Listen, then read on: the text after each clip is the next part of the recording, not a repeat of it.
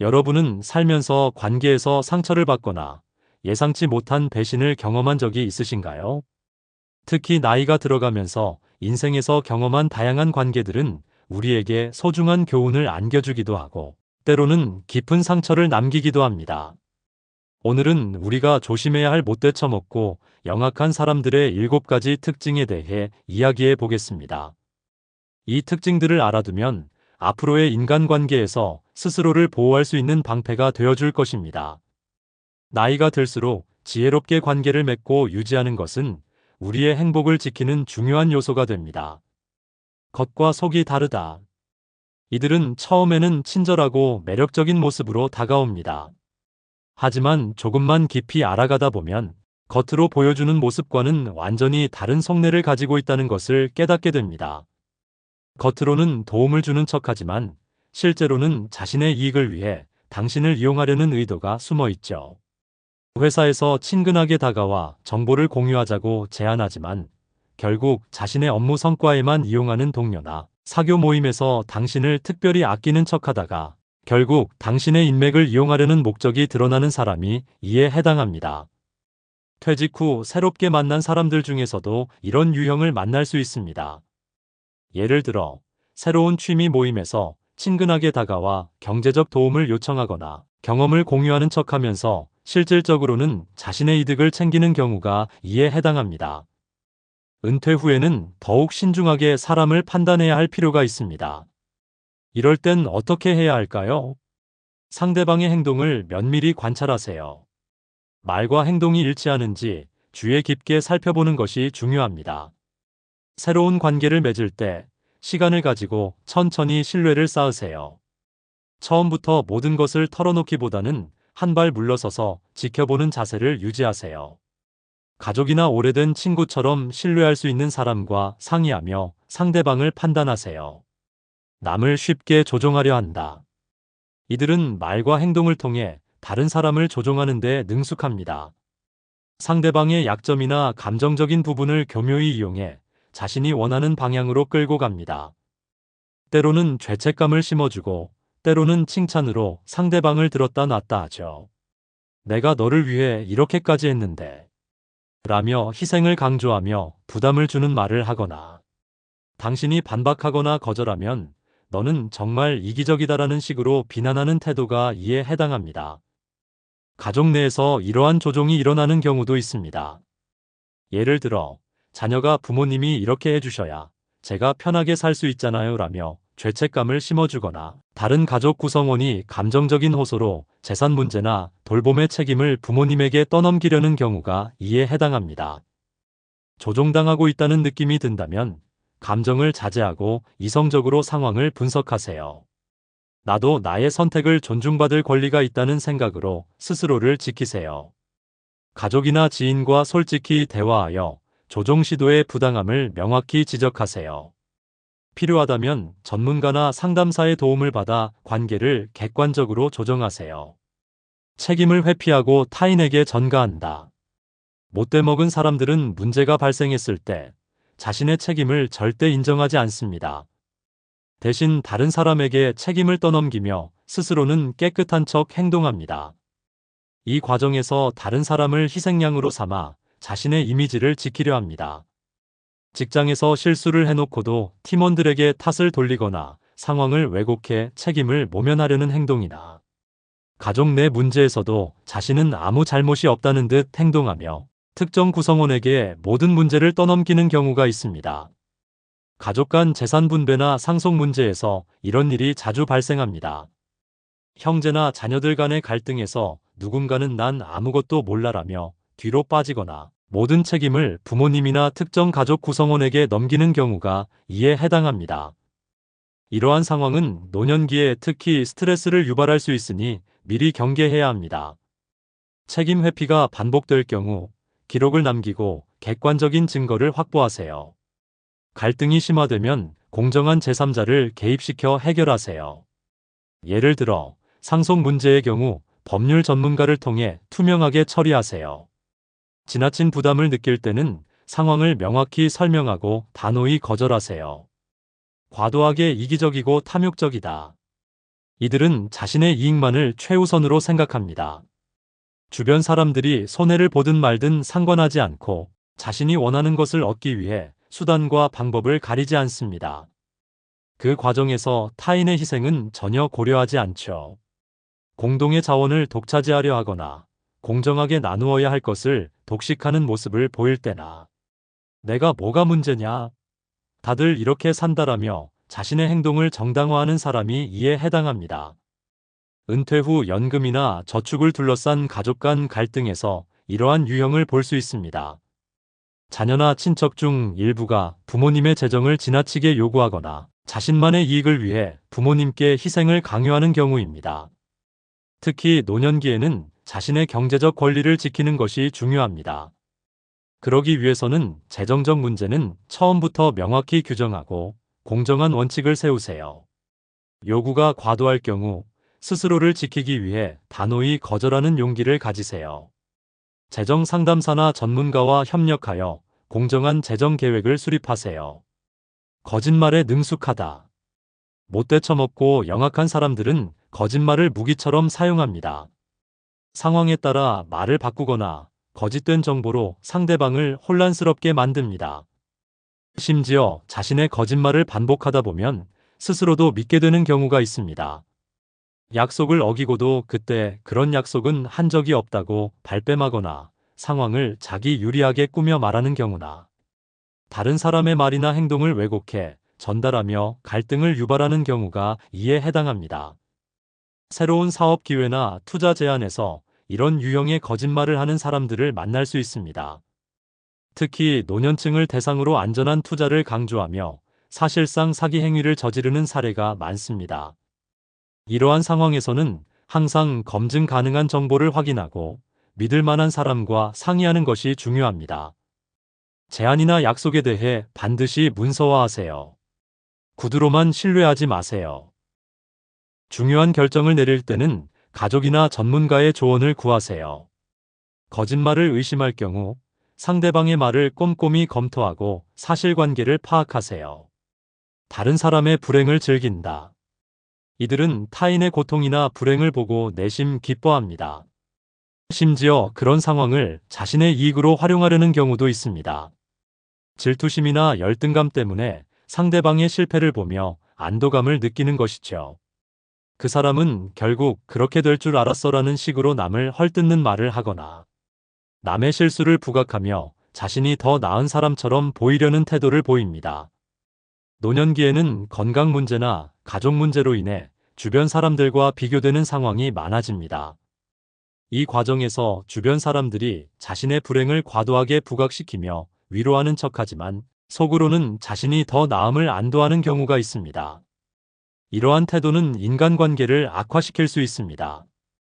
이런 사람들을 대할 때는 가벼운 농담이나 중립적인 태도로 응수하며 감정적으로 얽히지 마세요.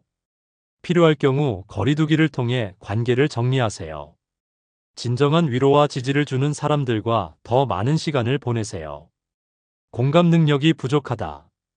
이들은 다른 사람의 감정에 무감각합니다.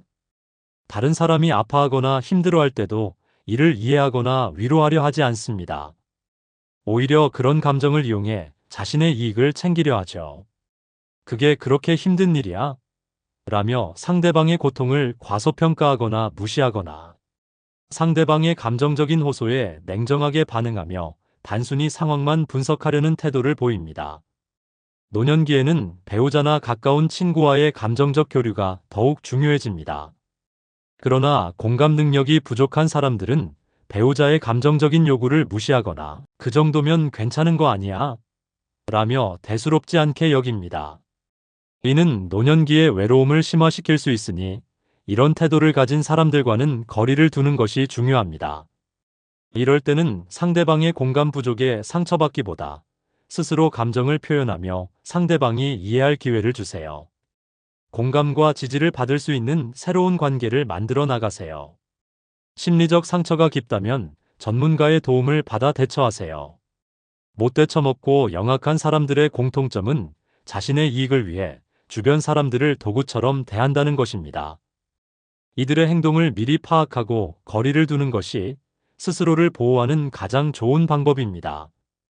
중요한 것은 이러한 사람들을 대할 때 감정적으로 대응하지 않고 차분히 상황을 객관적으로 판단하는 것입니다. 특히 노년기에는 건강, 재정, 인간관계 등에서 스스로를 보호하고 평온한 삶을 유지하는 것이 더욱 중요합니다. 인생의 후반부에서 진정으로 우리를 위하고 함께 성장할 수 있는 사람들과 관계를 맺는 것이야말로 행복의 열쇠입니다. 변에 따뜻하고 진실된 관계를 통해 인생의 마지막 장을 더욱 풍요롭게 만들어가는 것이 중요합니다. 착해 보이지만 영악한 사람들의 행동. 우리는 살면서 다양한 사람들을 만납니다.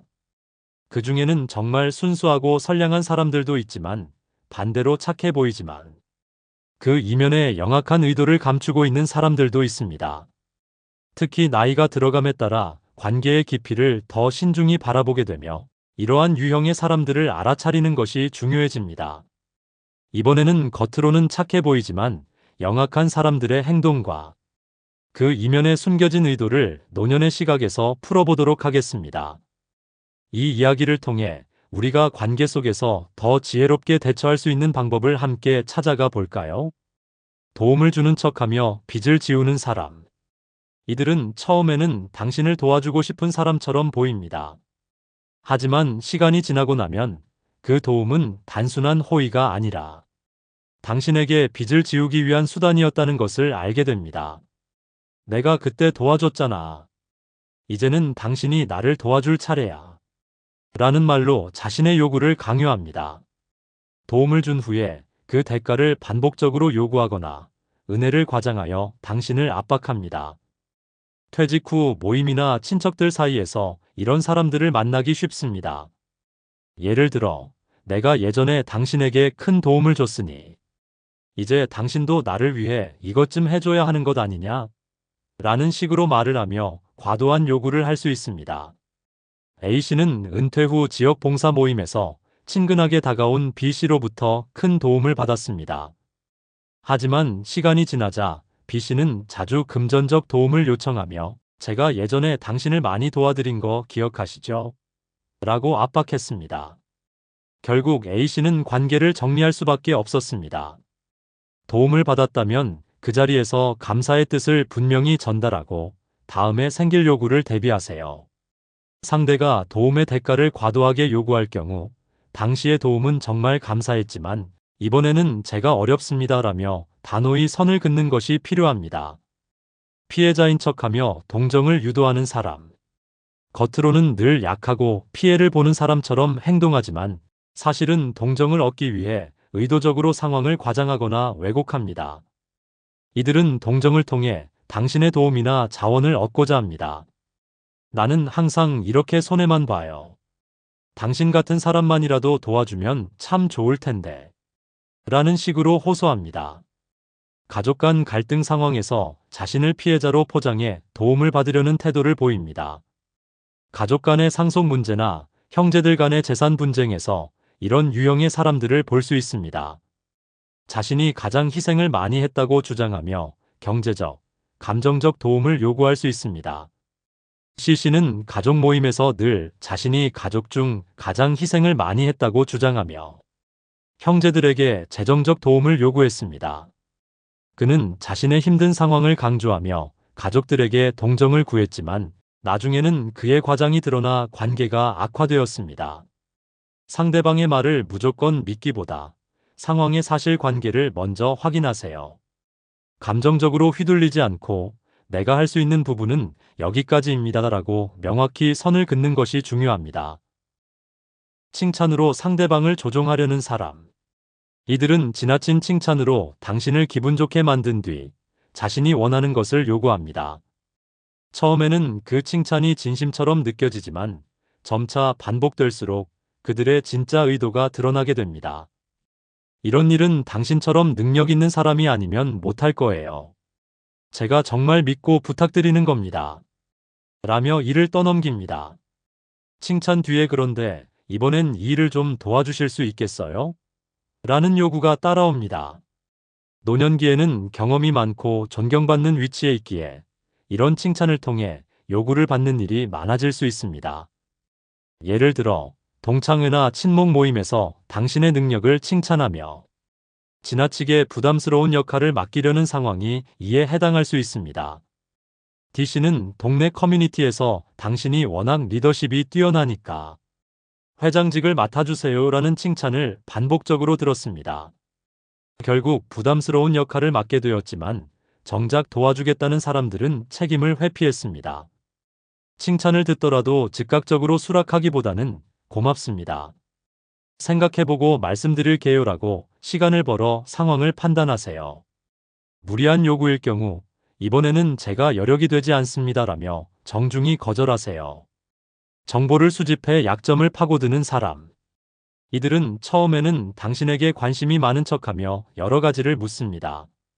하지만 이 과정에서 얻은 정보를 이용해 당신의 약점을 파악하고 나중에 이를 자신의 이익을 위해 사용합니다.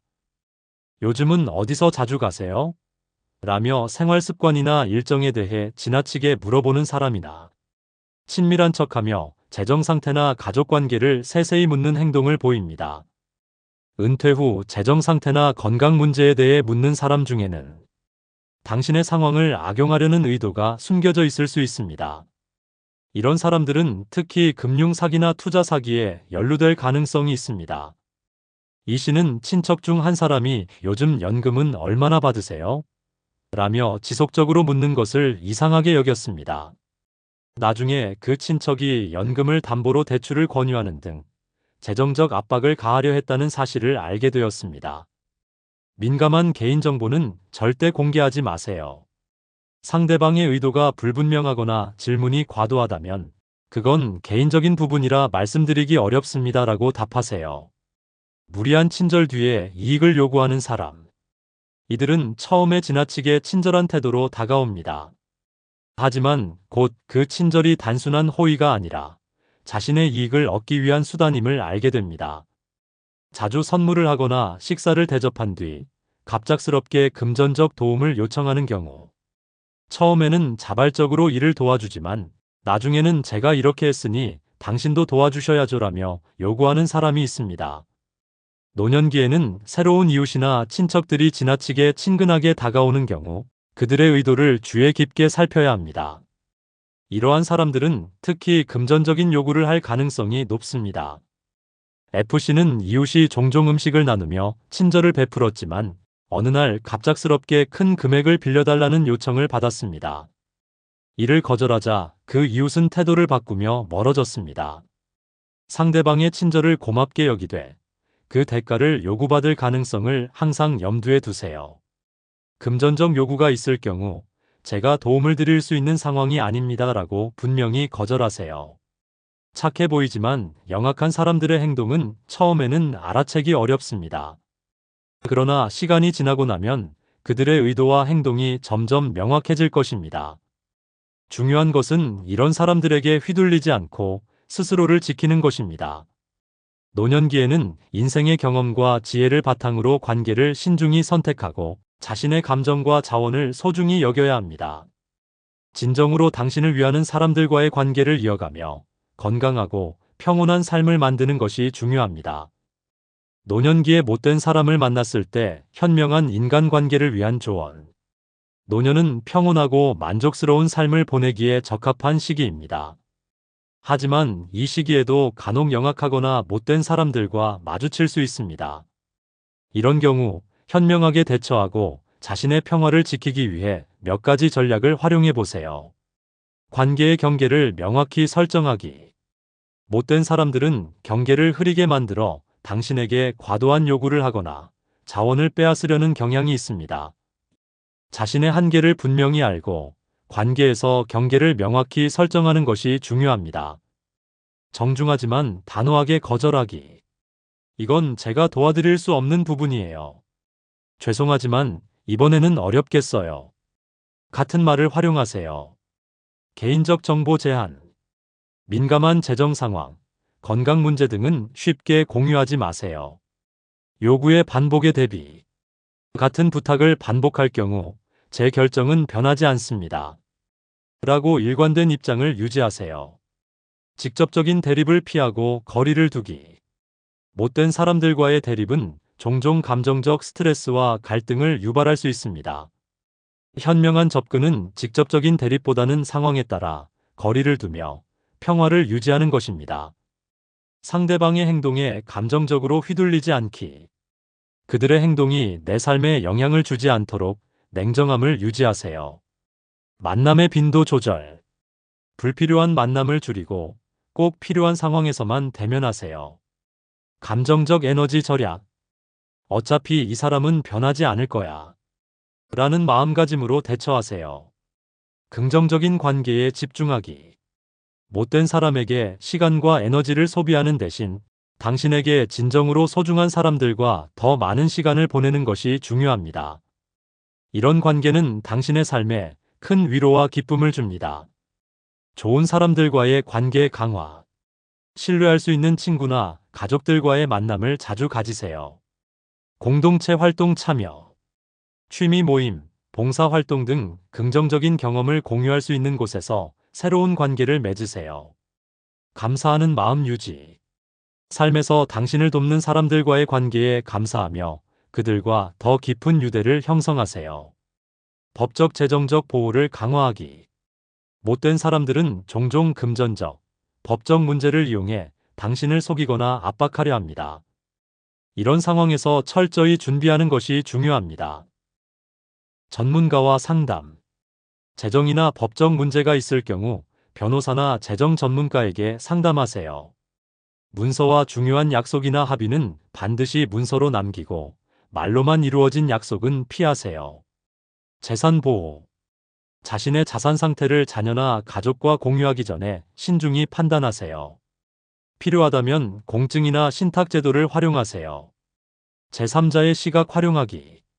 갈등이 복잡하거나 혼자 해결하기 어려운 경우 제3자의 조언을 구하는 것도 좋은 방법입니다. 특히 노년기에는 객관적인 관점이 관계 문제를 해결하는 데 큰 도움이 됩니다. 가족회의 활용. 가족과 함께 문제를 논의하여 공정한 시각을 얻으세요. 전문가 도움받기. 상담사, 코치, 변호사 등 중립적인 전문가를 통해 문제를 해결하세요. 신뢰할 수 있는 지인에게 털어놓기. 가까운 친구나 오래된 지인에게 상황을 설명하고 의견을 구하세요. 자신만의 시간을 소중히 하기. 못된 사람들로부터 스트레스를 받을 때는 자신만의 공간에서 마음을 치유하는 시간을 가져야 합니다. 이러한 시간은 감정을 정리하고 삶의 균형을 되찾는 데 도움을 줍니다. 취미를 즐기기. 독서, 음악 감상, 정원 가꾸기 등으로 스트레스를 해소하세요. 자연과 교감 공원 산책, 가벼운 운동 등을 통해 마음의 평화를 되찾으세요. 명상과 호흡. 마음을 가라앉히는 명상이나 심호흡을 통해 내면의 안정을 유지하세요. 필요하다면 관계를 단절하기. 모든 관계를 유지해야 할 의무는 없습니다. 노년기의 평화와 행복은 가장 우선시되어야 합니다. 지속적으로 부정적인 영향을 주는 관계라면 용기 있게 단절하는 것도 현명한 선택입니다. 단절 전 신중한 판단. 감정적으로 단절하기보다 관계의 장단점을 객관적으로 분석하세요. 단절의 이유를 분명히 전달. 이 관계가 제게는 더 이상 긍정적이지 않다고 느낍니다. 라는 정중한 표현을 사용하세요. 단절 후 새로운 출발. 관계를 정리한 후 긍정적인 사람들과 새로운 관계를 맺는 데 집중하세요. 못된 사람들과의 관계에서 스스로를 보호하는 것은 삶의 평온을 유지하는 데 매우 중요한 부분입니다. 노년기는 남은 인생을 온전히 자신과 소중한 사람들을 위해 살아가야 할 시기입니다. 감정적으로 휘둘리지 않고 지혜롭고 단호하게 대처하며 당신의 행복을 지키세요.